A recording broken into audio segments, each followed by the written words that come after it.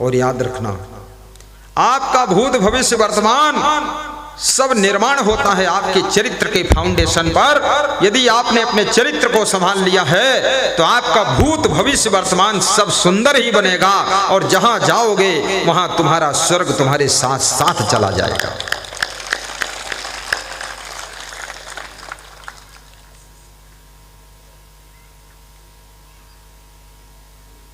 चरित्र को सुंदर बना लो।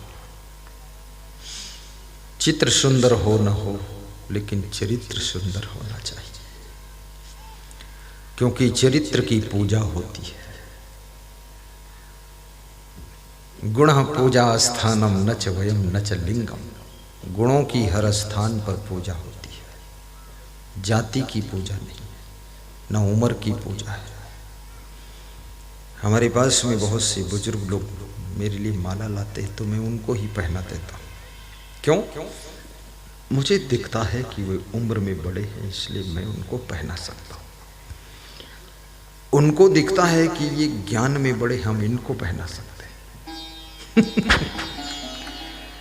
और याद रखिए, तुम्हारा सम्मान कितना ही लोग करें, पर ये मत तुम खुद ना समझ लेना कि मैं बहुत बड़ा हूं। तुम ये समझ लेना कि हमको भी दूसरों का सम्मान करना है, क्योंकि सम्मान देने वालों को ही सम्मान मिलता है।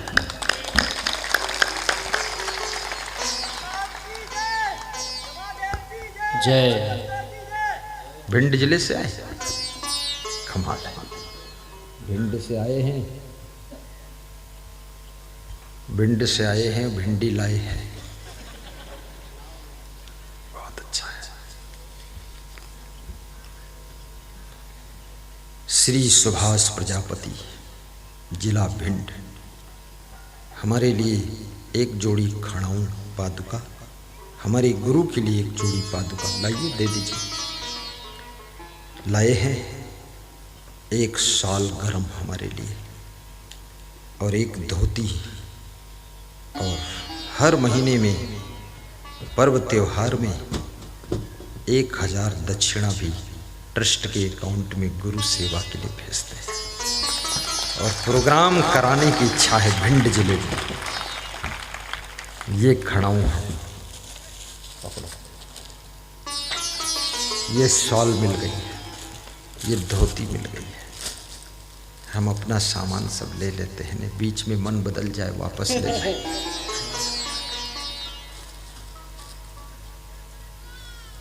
ये मेरे गुरु के लिए चरण पादुका है, लकड़ी का, मेरा गुरु पहने। मुझे दक्षिणा वहां दे चुके थे मेरे गुरु के लिए। मेरा गुरु 101 साल का है। इस बालक ने हमारे ये संत के लिए एक इनर लाए। कह रहे थे जो संत चंवर डुलाते हैं उनके लिए इनर लाया, और 101 दक्षिणा दिया है इनको। तो मैंने सोचा कि देखो उसमें क्वालिटी है, इसलिए उसको मोबाइल की यूट्यूब में देखा है चंवर डुलाते हुए, तो उसके लिए भी सेवा राशि आई है। धन्यवाद, आशीर्वाद।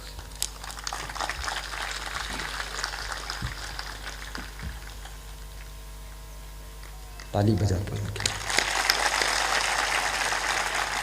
ये महान संत है, बुद्धिमान संत है, और साथ में 17 साल से हमारी सेवा में लगे। सोचो कितना छोटा होगा। कल जब मैं अंदर कमरे में पहुंचा तो हमारे साथ ही छोटे छोटे संत देखते हैं, बहुत बुद्धिमान लोग हैं सभी। तो जो बेड था वो कम चौड़ा था जिस पर मुझे सोना था, तो मैं सोचा कहीं गहरी नींद में लुढ़क के नीचे न गिर जाऊं। तो मैंने सोचा इसकी चौड़ाई बढ़ाऊं। अब भक्तों को विदा कर दिया, वहां गांव का कोई था नहीं, चौड़ाई कैसे बढ़े। तो बोले कि एक बेड भंडार घर में और है, उसको लाओ। तो उसको लेने गए तो उसमें सामान बहुत भरा था, तो बोले वो नहीं आ पाएगा। तो फिर बोले कि एक लोहे के पांव लगते हैं, वो 2 तख्त जैसा पड़ा है बाहर, उसको लाऊं। तो मैंने कहा लगा दो। अब उसको जब संतों ने लगाया तो इतना ऊंचा हो गया, उस पर चढ़ नहीं सकते थे। तो जो पहले से बेड लगा था उसके नीचे घुसेड़ दिया और उसमें आधा निकाल दिया, वो सीढ़ी बना दिया। तो बेड की लंबाई कुल मिला के 8 फीट हो गई, 8x7 का बेड। तो हमने अब ठीक है, रात भर लुढ़को पुढ़को रहोगे ऊपर ही। ये सब ने बना दिया, 12:30 बज गई रात की उसमें बनाते बनाते। तो हमने कहा कोई बात नहीं, बड़ी सुख की नींद आई। देखिए हर जगह जुगाड़ बनाना पड़ता है। कोई सोचे सब जगह टाप का मिल जाएगा, कुछ ना कुछ तो जुगाड़ काम करता है। वो खिड़की में ग्रिल नहीं था तो उसमें ट्रैक्टर के आगे की जाली ठोक दिया लग किसी से। अंदर से कमरा वीआईपी है, लेकिन बाहर से सब जुगाड़ ही करना पड़ रहा है, क्योंकि अभी भवन इनकम्प्लीट है, धीरे धीरे हो रहा है। तुम ही मेरे मंदिर, तुम ही मेरी पूजा, तुम ही देवता हो, तुम ही देवता हो। गाइए सब लोग गाइए। मेरे मंदिर, तुम ही मेरी पूजा, तुम ही देवता हो, तुम ही देवता हो। तुम ही राम मेरे कन्हैया, तुम ही हो, जीवन की नैया के खिवैया, तुम ही हो, जीवन की नैया के खिवैया, तुम ही हो। कोई मेरी आँखों को देखे तो समझे कि तुम मेरे क्या हो, कि तुम मेरे क्या हो। तुम ही राम मेरे कन्हैया, तुम ही हो, जीवन की नैया के खिवैया, तुम ही हो, तुम ही मेरे मंदिर। सब गाइए माताओं बहनों, मेरी पूजा। बहुत अच्छा है, मास्क भी लगाया है, बहुत लोगों ने मास्क लगाया। तुम ही मेरे मंदिर, तुम ही मेरी पूजा, तुम ही देवता हो, तुम ही देवता हो। जिधर देखता हूँ नजर तुम ही आते, सभी भक्त साधक तेरे गीत गाते। जिधर देखता हूँ नजर तुम ही आते, सभी भक्त साधक बहुत सुंदर तेरे गीत गाते। गीतों की माला के रचैया तुम ही हो, दुखड़ों की धूपों में छैया तुम ही हो, तुम ही मेरे मंदिर, तुम ही मेरी पूजा। आवाज नहीं आ रही है, आप गा नहीं रहे हैं।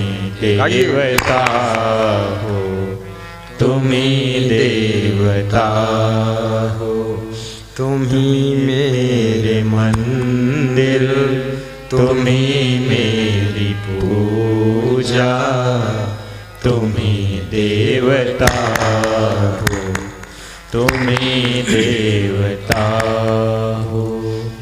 तुम्हें देख कर के एक ख्याल आ रहा है, तुम्हें देख कर के ये ख्याल आ रहा है कि जैसे फरिश्ता कोई हंस रहा है, कि जैसे फरिश्ता कोई हंस रहा है।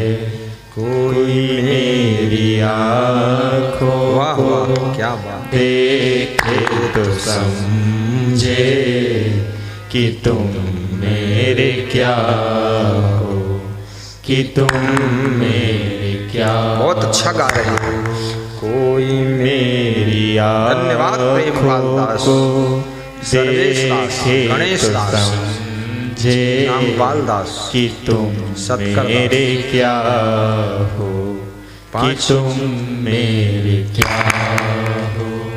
तुम ही राम मेरे कन्हैया तुम ही हो, जीवन की नैया के खेवैया तुम ही हो। तुम ही राम मेरे, वाह वाह, आनंद आ गया, तुम बहुत अच्छा लगा हो, जीवन की नैया के खेवैया तुम ही हो, खेवैया तुम ही हो। बोलिए सद्गुरुदेव की जय। जब भगवान श्री राम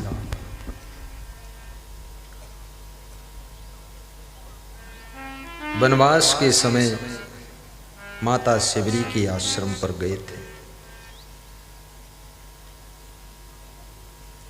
शिवरी को यही कहा था, हे शिवरी,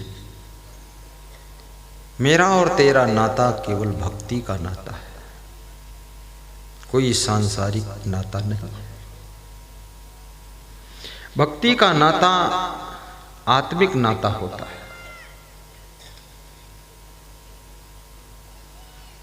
भक्ति का नाता धार्मिक नाता होता है, आध्यात्मिक नाता होता है। सांसारिक नाता स्वार्थ का नाता होता है। सांसारिक नाता खून का नाता होता है, वंश का नाता होता है, कुटुंब का नाता होता है। लेकिन भक्ति का नाता इतना विशाल नाता है जहाँ कुटुंब पीछे छूट जाता है, संसार के रिश्ते सब पीछे छूट जाते हैं, जहाँ पर परमार्थ का रिश्ता प्रारंभ होता है।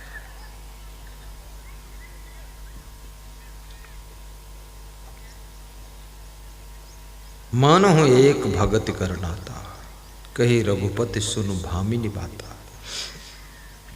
मेरा आपसे नाता यहाँ कोई है, बस भक्ति का नाता है। उसी भक्ति के नाते से मैं आया हूँ, भक्ति के रिश्ते ने मुझको बुलाया है। राम कहते हैं, कहे रघुपति सुनु भामिनी बाता, मानहु एक भक्ति कर नाता। ये बहुत अटूट रिश्ता है भक्ति का। शिवरी ने कहा, ये भक्ति क्या है प्रभु, भक्ति की व्याख्या बताइए। तो राम कहते हैं, प्रथम भगति संतन कर संगा, दूजे रति मम कथा प्रसंगा। पहली भक्ति संतों का सत्संग। आज जो तुम बैठे सत्संग सुन रहे हो, ये राम की बताई हुई प्रथम भक्ति को कर रहे हो।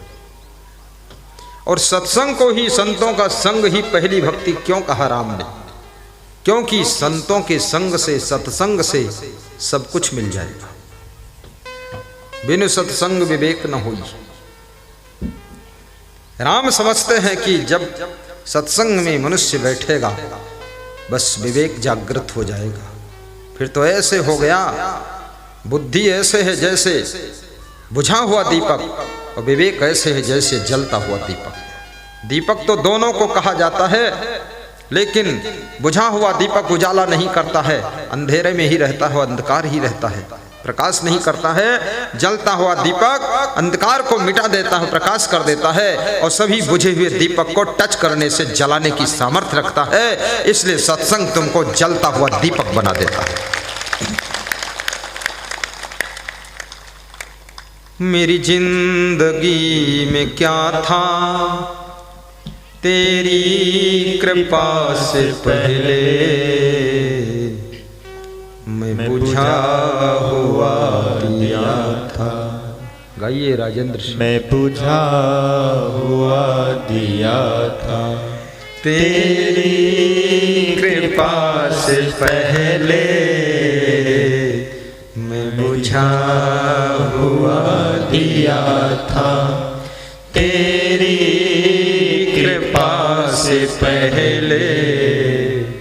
मेरी जिंदगी में क्या था तेरी कृपा से पहले।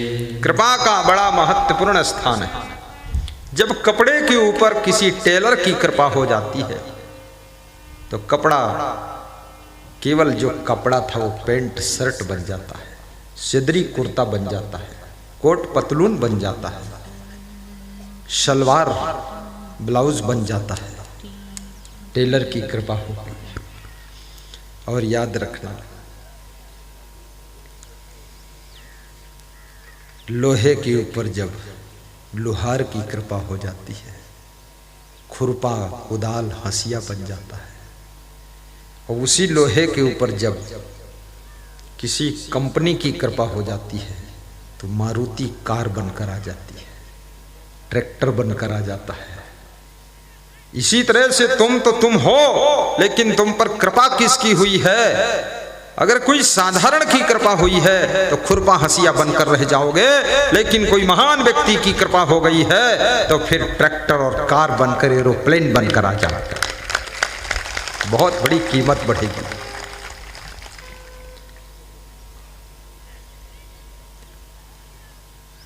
कृपा को प्राप्त करने के लिए भी पात्र बनना पड़ता है। कृपा तो बरस रही है, लेकिन पात्र तो होना चाहिए ना। पानी तो बरस रहा है, लेकिन खुले आकाश के नीचे कोई पात्र रखोगे तभी तो भरेगा। इष्ट देव की कृपा बरस रही है, लेकिन पात्र बन करके उनके चरणों के पास में पहुंचोगे तभी तो कृपा भरेगी आपके अंदर।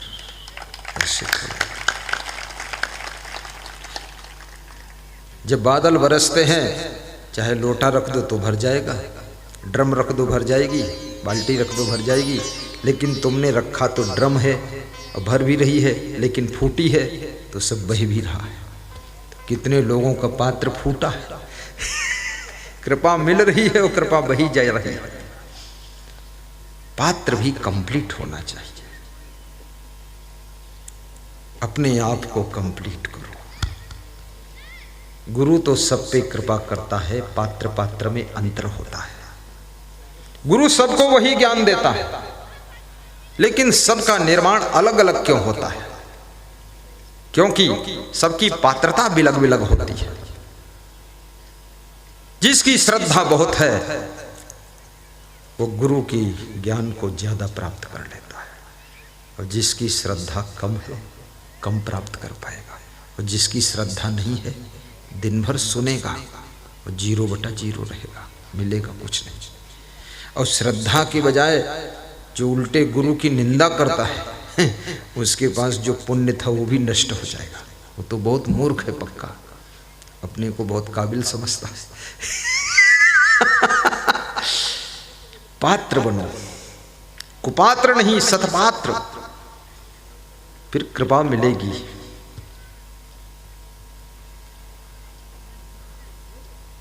तेरी कृपा से पहले हनुमान जी, जामवंत, नल नील, अंगद, सुग्रीव सब राम के चरणों में थे, लेकिन सबकी पात्रता पृथक पृथक थी, इसलिए सबको पृथक पृथक लाभ मिला है, अलग अलग लाभ मिला है। उनकी कृपा में कोई अंतर नहीं है, अंतर है तो हमारी पात्रता में अंतर है। हमारे गुरुजी कह रहे थे, जो ज्ञान मैंने तुमको दिया वो सभी को दिया, अब जो जितना ले पाया ले लिया।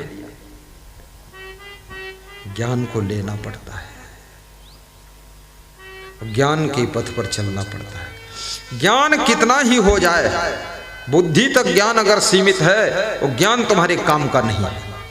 ज्ञान आपके कर्म और आचरण में उतर जाना चाहिए, तो समझ लो ज्ञान का पूरा फायदा तुमने उठाया। कितने लोगों का ज्ञान केवल बुद्धि तक रहता, वाणी तक रहता, बोलने तक ज्ञान, बाकी फिर उधर आड़ में बीड़ी पी रहे फुट फुट। ये किस मॉडल का ज्ञान है?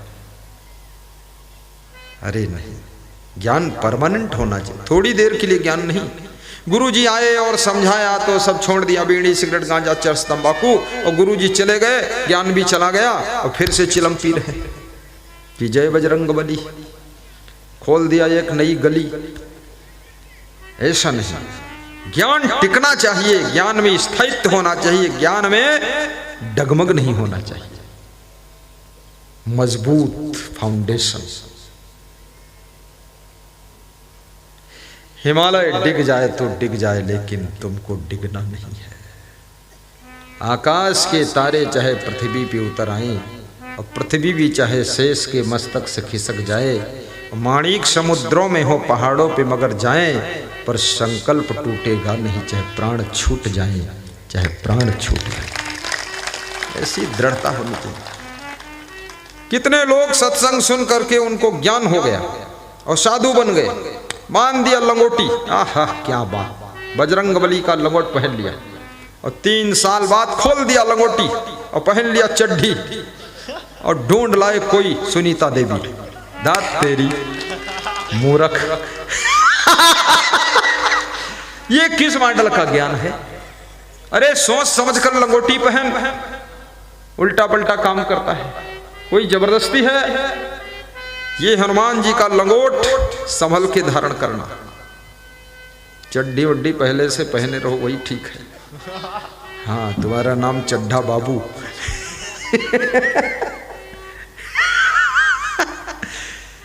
साधु होना चाहिए पक्का होकर खेल, कच्चा सरसों पेड़ के खरी भया ना तेल।